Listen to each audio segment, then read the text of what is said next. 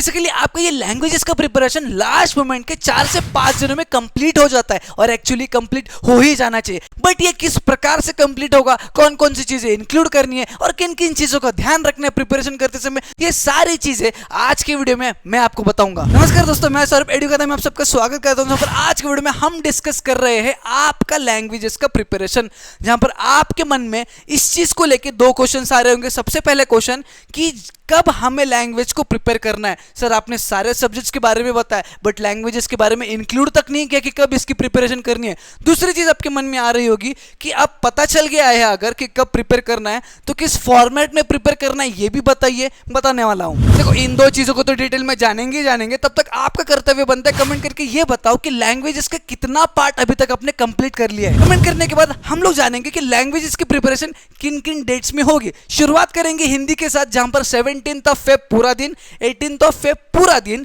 19th of Feb का आधा दिन हम इंक्लूड करेंगे हिंदी की प्रिपरेशन के लिए। उसके बाद 1 एंड 2 मार्च पूरा दिन इंक्लूड करने वाले हैं। उसके बाद अगर बात करें मराठी की, तो मराठी में 19th ऑफ फेब का आधा दिन जो यहाँ पे बच गया था वो यहाँ पे इंक्लूड करेंगे।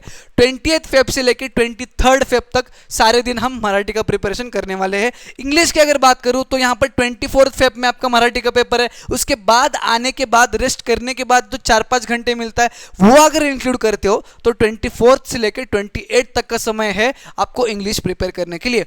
एक चीज ध्यान में रखना, इन सारे डेट्स को और डेज को एनालाइज करते हो तो आपको एक चीज पता चलेगा कि सारे चीजों को यानी कि सारे लैंग्वेजेस को पढ़ने के लिए आपके पास 4 से 5 रफ दिन अवेलेबल है। ठीक है, ऑन एन एवरेज पकड़ के चलते हैं 4.5 डेज आपके पास अवेलेबल है हर लैंग्वेज को प्रिपेयर करने के लिए। ठीक है, अगर आपके पास 5 दिन अवेलेबल है प्रिपेयर करने के लिए तो उन 5 दिनों में से 4 दिन आप हार्डकोर प्रिपरेशन करोगे लैंग्वेजेस का, वो क्या होगा आगे मैं बताऊंगा। और 1 दिन आपका होगा लास्ट मोमेंट रिवीजन, जो एग्जाम से पहले वाला दिन होगा, जहां पर उस डेट तक जितना भी लैंग्वेज आपने प्रिपेयर किया था उसकी बस रिवीजन करेंगे, कोई नई चीज प्रिपेयर नहीं करेंगे। और अगर 4.5 डेज आपके पास अवेलेबल है तो इन 4.5 डेज में से 4 दिन पूरा प्रिपरेशन में जाएगा और आधा दिन आपका लास्ट मोमेंट रिवीजन में जाने वाला है। Is that clear for you? अब हम जानेंगे कि इन डेट्स में लैंग्वेजेस का प्रिपरेशन किस फॉर्मेट में होगा। उससे पहले आपको जानना जरूरी है कि लैंग्वेजेस को किस तरह से क्लासिफाई किया जाता है। कुछ इस प्रकार से क्लासिफाई किया जाता है, अभी मैं आपको एक्सप्लेन करता हूं। बेसिकली जो लैंग्वेज है, whether it is Hindi, Marathi और इंग्लिश, वो 4 पिलर की मदद से बनता है। सबसे पहला तो होता है राइटिंग स्किल, उसके बाद ग्रामर, उसके बाद पैसेजेस जिसमें सीन अनसीन या फिर टेक्सचुअल नॉन टेक्सचुअल और पोएम्स। इन 4 पिलर की मदद से आपका एक लैंग्वेज का पेपर बनता है। बट इसको आगे और अगर क्लासिफाई करूं तो राइटिंग स्किल्स में भी हम लोग 2 चीजों को क्लासिफाई करेंगे, 2 पार्ट्स में क्लासिफाई करेंगे। सबसे पहले तो इजी वाला पार्ट और दूसरा इज डिफिकल्ट वाला पार्ट। इजी वाला पार्ट इज दैट पार्ट जो लिखने में भी इजी है, जो फॉर्मेट के हिसाब से लिखते हैं, जिसमें स्कोर करना भी इजी है, जैसे कि आपका फॉर्मल लेटर हो गया, जैसे कि आपका एडवर्टाइजमेंट राइटिंग हो गया। ठीक है, डिफिकल्ट वाला पार्ट है कि वो वैचारिक लेखन, निबंध लेखन, जो काफी लंबा आपको खींच के लिखना है और लिखने में भी टाइम जाता है, प्रिपरेशन में भी टाइम जाता है और मार्क्स भी इसमें कटते हैं। उसके बाद हम आगे क्लासिफाई करेंगे पैसेजेस और पोएम्स को भी इजी एंड डिफिकल्ट वाले पार्ट में, जहां पर इन दोनों की इजी वाले पार्ट में वो क्वेश्चंस इंक्लूड होते हैं जो डायरेक्टली पैसेजेस के बेस पे या फिर डायरेक्टली पोएम्स के बेस पे ही होते हैं। ठीक है, जिनका आंसर आपको ऊपर से नीचे तुरंत मिल जाने वाला है।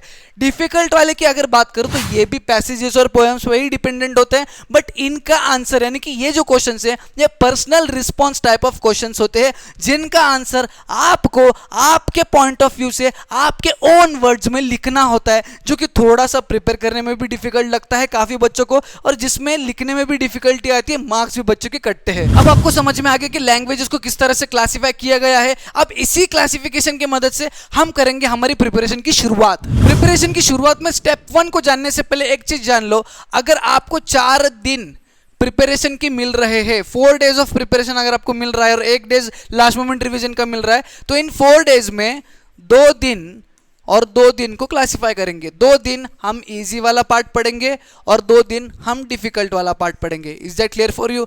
हर लैंग्वेज में आपका इजी और डिफिकल्ट इंक्लूड हो रहा है, तो पहले 2 दिन हम इजी के साथ शुरुआत करेंगे, उसके बाद डिफिकल्ट की तरफ जाएंगे। दूसरी चीज स्टेप 1 होगा प्रिपरेशन में, जहां पर हम ग्रामर को प्रिपेयर करेंगे, जो कि आपके इजी वाले सेक्शन में आने वाला है और इस ग्रामर को 6 से 7 घंटे में निपटा देंगे, पूरा का पूरा निपटा देंगे। कैसे निपटाएंगे अभी मैं आपको बताता हूं।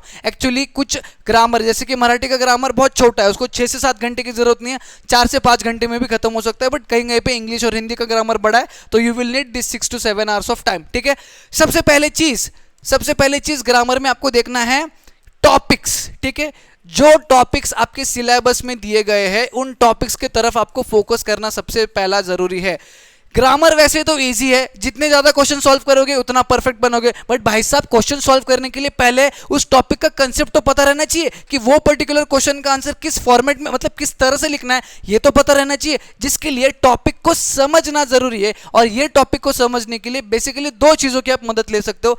व्हाट आई वुड सजेस्ट, एक आर्टिकल पढ़ लो गूगल का, ठीक है, या फिर कोई वीडियो लेक्चर देख लो। ठीक है, अगर आपके पास हार्डकोर ग्रामर का बुक अवेलेबल है या फिर डाइजेस्ट अवेलेबल है जिसमें ये टॉपिक का एक्सप्लेनेशन दिया है तो you can refer that particular book. अगर बुक नहीं है तो गूगल पे आर्टिकल दिए हैं इंग्लिश, हिंदी, मराठी तीनों के ग्रामर के टॉपिक्स के, उन आर्टिकल से समझो या फिर यूट्यूब के वीडियो लेक्चर से समझो, बट वीडियो लेक्चर में काफी समय जाएगा, आर्टिकल से आप समझ लोगे। ठीक है, दूसरी चीज what you have to do is, अब यहाँ पे आपको मोस्ट लाइकली 21 की जरूरत होगी एंड एक चीज मतलब ध्यान में रखिएगा, ये पूरा लैंग्वेज का प्रिपरेशन मोस्ट लाइकली 21 से ही होगा। ये आपकी बहुत ज्यादा मदद करेगा। अगेन मैं इसको प्रमोट नहीं कर रहा हूं, मेरे एक्सपीरियंस की मदद से कह रहा हूं कि इसी बुक की मदद से बच्चों ने काफी बढ़िया मार्क्स स्कोर किए हैं। तो मोस्ट लाइकली 21 को सबसे पहले खरीदेंगे टॉपिक्स को समझने के बाद। मोस्ट लाइकली 21 में इन टॉपिक्स के बेस पे सॉल्व्ड एग्जांपल्स को डील करेंगे। किससे डील करेंगे? सॉल्व्ड एग्जांपल्स को। आप देखो सॉल्व्ड एग्जांपल से डील करने के बाद आपको पता चल जाएगा कि इस पर्टिकुलर टॉपिक के क्वेश्चन का आंसर किस फॉर्मेट में लाया जाता है, किस फॉर्मेट में लिखा जाता है। जब आपको एक बार समझ आ जाती है through these solved examples, then it's time to test yourself through unsolved questions. ठीक है, तब आप बढ़ोगे सारे अनसॉल्व्ड एग्जांपल्स या फिर अनसॉल्व्ड क्वेश्चंस को सॉल्व करने के लिए। ठीक है, और मेरी एक चीज ध्यान में डाल लो, इस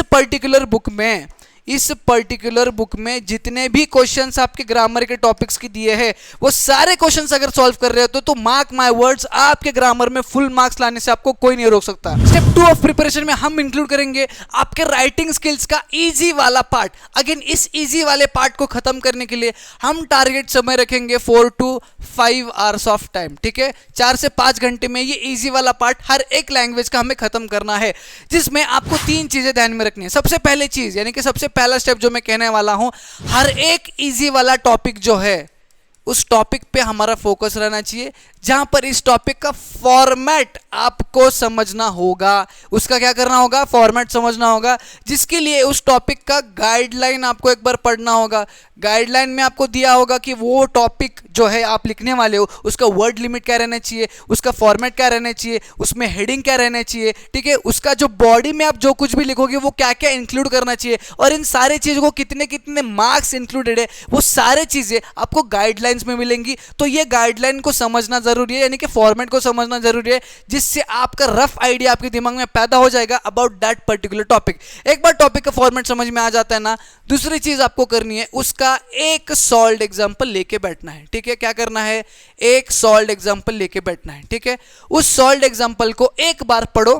ठीक है, एक बार क्या करो, उसको रीड इट, एक बार पढ़ो।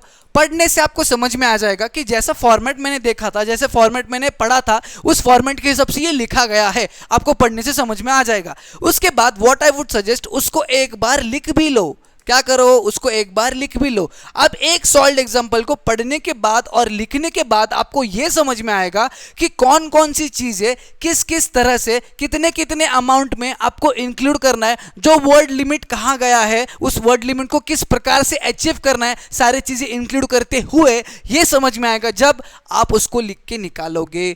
अब यहां पर क्या हो गया, सेकेंड स्टेप तक आपके दिमाग में पूरी क्लैरिटी उस टॉपिक की आ गई है। तीसरे स्टेप की बात करते हैं, जहां पर आप क्या करोगे, 2 से 3 एग्जाम्पल्स को प्रैक्टिस करोगे। कितने? 2 से 3 एग्जाम्पल्स को प्रैक्टिस करोगे, और इतनी प्रैक्टिस काफी है आपके लिए। अभी के समय पे 2 से 3 एग्जाम्पल एक पर्टिकुलर टॉपिक की काफी है आपके लिए। ठीक है, लास्ट मोमेंट में प्रिपेयर कर रहे हैं तो इतना काफी है। ठीक है, तो 2 से 3 एग्जाम्पल प्रैक्टिस करेंगे, जहां पर what you have to do is, ये जो सॉल्व्ड एग्जाम्पल कर रहे हो इसी प्रकार के सॉल्व्ड एग्जाम्पल के क्वेश्चन को ही सॉल्व करना है, बस बिना देखे करना है।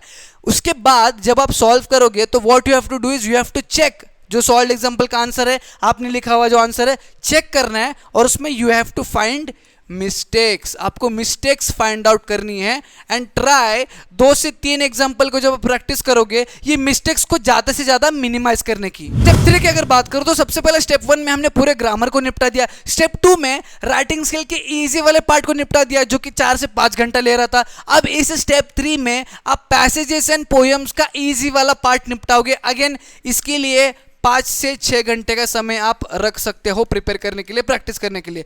नाउ इसमें what you have to do is, सबसे पहला स्टेप तो देखो, ये इजी वाला पार्ट यानी कि इस प्रकार के क्वेश्चंस होते हैं, ये काफी इजी क्वेश्चंस होते हैं, इनमें फुल स्कोर करना यानी बस n नंबर ऑफ क्वेश्चंस को प्रैक्टिस करना, ठीक है। बट क्वेश्चंस को कहां से प्रैक्टिस करें? अगेन आपका ये जो ब्रह्मास्त्र है इसको खरीदना तो जरूरी है ही है। मोस्ट लाइकली 21 अगर पास में रखते हो तो टेक्सचुअल पैसेजेस की बात करो सारे लैंग्वेजेस में, तो टेक्सचुअल पैसेजेस में हर चैप्टर के बाद यानी कि हर चैप्टर के बेस पे पैसेजेस दिए गए हैं, तो एवरी चैप्टर के कम से कम 2 एग्जांपल्स यानी कि 2 पैसेजेस के इस प्रकार के क्वेश्चंस को हम लोग सॉल्व करेंगे, ठीक है। सबसे पहला स्टेप। अब दूसरा स्टेप क्या है? अगर वो नॉन टेक्सचुअल पैसेजेस है तो नॉन टेक्सचुअल पैसेजेस के सेक्शन में जाके 4 से 5 क्वेश्चंस की प्रैक्टिस करेंगे। Is that clear for you? And same goes for poems. अब हर एक पोएम के 2 से 3 एग्जांपल हर पोएम के आपको सॉल्व करने हैं रिगरसली, और ये सॉल्व करना काफी इजी है। जैसे वर्कशीट सॉल्व करते थे हम पहले से बचपन में, उसी प्रकार से पैसेजेस को पढ़ो, पोएम्स को पढ़ो, उसके बेस पे क्वेश्चंस को नीचे जो है वो सॉल्व करो। बस इतना ही आपको करना है। 5 से 6 घंटे में आपको ये सारी चीजें निपटानी है और इनके मार्क्स आपको कंफर्म करने हैं। अब स्टेप 4 की बात करें तो देखो स्टेप 3 तक सारे इजी वाले चीजें हमने निपटा दिए थे। 2 स्टेप बचे हैं 4 एंड 5 जहां पे थोड़े से डिफिकल्ट वाले चीजें आपके लिए मैंने रखा है। स्टेप 4 में डिफिकल्ट वाला पार्ट आता है आपके राइटिंग स्किल का, ठीक है। इसमें पहली चीज आप क्या करोगे? अगेन जो भी टॉपिक्स आपके इस डिफिकल्ट वाले सेक्शन में आते हैं उनका फॉर्मेट आप समझोगे, ठीक है, प्रिपेयर करने के लिए। और एक चीज समझो, अगर प्रिपेयर करने के लिए बहुत बड़ा है इसका फॉर्मेट तो उसको 2 पार्ट्स में डिवाइड करके प्रिपेयर करो। यानी कि उस पर्टिकुलर फॉर्मेट मतलब उस पर्टिकुलर टॉपिक का फॉर्मेट में फर्स्ट हाफ यानी कि उसका पहला हाफ किस प्रकार से लिखना है उसकी प्रैक्टिस करो, उसके बाद सेकेंड हाफ का प्रिपरेशन करो और उसकी प्रैक्टिस करो, जिससे आप मिस्टेक्स को कम से कम दोहराने की कोशिश करोगे। Is that clear for you? Format को समझो। और सेकेंड स्टेप की बात करूं तो एक सॉल्व्ड एग्जाम्पल की बारी तो आती ही आती है, बट इसमें व्हाट आई वुड सजेस्ट कि इजी वाले पार्ट में आपने एक सॉल्व्ड एग्जाम्पल सॉल्व करने के बाद लिखने के बाद आपको आइडिया आ चुका था, बट यहां पर व्हाट आई वुड सजेस्ट एक से ज्यादा है 2 सॉल्व्ड एग्जाम्पल। 2 सॉल्व्ड एग्जाम्पल को देखकर लिखिए जिससे आपको पूरा अंदाज आ जाएगा उस टॉपिक का। जितना ही बड़ा क्यों टॉपिक ना हो आपको सारी चीजें पता चल जाएगी कि फॉर एग्जाम्पल वैचारिक लेखन में मुझे 4 पैराग्राफ्स लिखने हैं, जिसमें से इस पैराग्राफ में ये इंक्लूड करना है, सेकंड पैराग्राफ में ये इंक्लूड करना है, थर्ड पैराग्राफ में ये इंक्लूड करना है और 4th पैराग्राफ में ये इंक्लूड करना है। ये जब आइडिया आपके दिमाग में आएगा ना, उसके बाद स्किल आती है आपकी लिखने की कला, ठीक है। अब वो लिखने की कला टेस्ट करने के लिए या फिर उसको बेटर करने के लिए यू नीड टू प्रैक्टिस और 2 से 3 एग्जाम्पल्स। कितने? यहां पर 2 से 3 एग्जाम्पल्स की बात कर रहे हैं। Is that clear for you? ठीक है। इसमें हमारा गोल यही रहेगा कि अटेम्प्ट पूरा करेंगे एग्जाम में और मिस्टेक्स मिनिमम करने की सोचेंगे, ठीक है। इसमें 0 मिस्टेक्स नहीं होंगे आपसे, मिस्टेक्स तो होने वाले ही है, मार्क्स तो कटने वाले ही हैं, बट मिनिमम मिस्टेक्स कितने हो सकते हैं उतना बेटर होगा। उसके बाद अगर स्टेप 5 की बात करूं विच इंक्लूड्स पर्सनल रिस्पॉन्स वाला क्वेश्चन, जो कि इस पार्ट में आता है, ये वाले डिफिकल्ट सेक्शन और इस डिफिकल्ट सेक्शन में इंक्लूड होता है। तो इस पर्सनल रिस्पॉन्स वाले में एक चीज आपको ध्यान में रखना है कि इसमें हम कभी भी परफेक्ट नहीं बन सकते। मैं अप फ्रंट कह रहा हूं, आप इसमें परफेक्ट नहीं बन सकते और हमें इसमें परफेक्ट बनना भी नहीं है। हमें बस एक चीज करना है, हमें इसके फॉर्मेट के हिसाब से आंसर लिखना है, ठीक है। फॉर्मेट के हिसाब से आंसर लिखना है और मिनिमम मिस्टेक्स को करना है, ठीक है। अब इसका फॉर्मेट क्या होगा, मिस्टेक्स कम से कम कैसे होगा, ये सारी चीजें अपकमिंग वीडियोस में मैं डिटेल में एक्सप्लेन करूंगा।